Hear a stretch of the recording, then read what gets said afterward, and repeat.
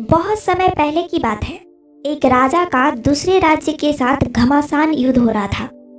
देखते ही देखते उस राजा को और उसकी सेना को शत्रु सेना ने पराजित कर दिया।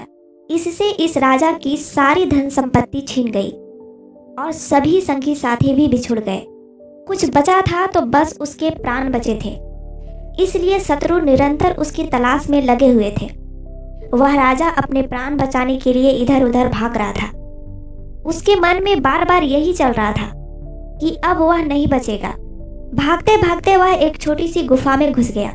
गुफा में घुसने के बाद उसने सोचा शायद अब मैं बच जाऊंगा, लेकिन उसका मन बार बार यही कह रहा था कि कभी भी शत्रु की तलवार का प्रहार हो सकता है और अब तो कहीं भागा भी नहीं जा सकता। और वह बहुत ही निराश और हताश हो रहा था। लेकिन उसी वक्त उसने देखा एक मकड़ी गुफा के दरवाजे पर जाला बनाने में व्यस्त है, लेकिन वह बार बार कोशिश करने के बाद भी सफल नहीं हो पा रही है। राजा मन ही मन सोचने लगा, यह बेचारी व्यर्थ में ही प्रयत्न कर रही है। बिना आधार के भला जाला कैसे बन सकता है।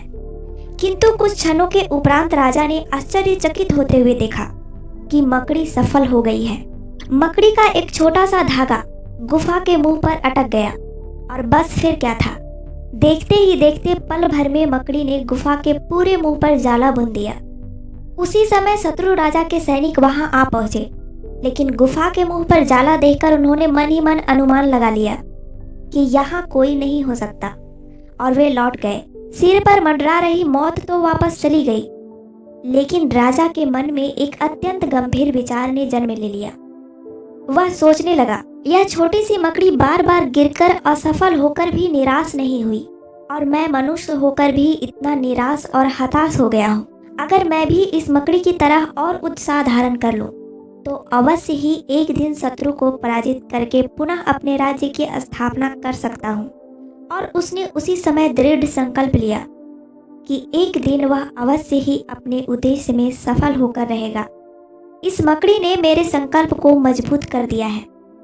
ऐसा सोचते हुए वह गुफा से बाहर निकल गया और अपने अंदर एक नई इच्छा शक्ति, उत्साह और संकल्प के अनुभव करने लगा।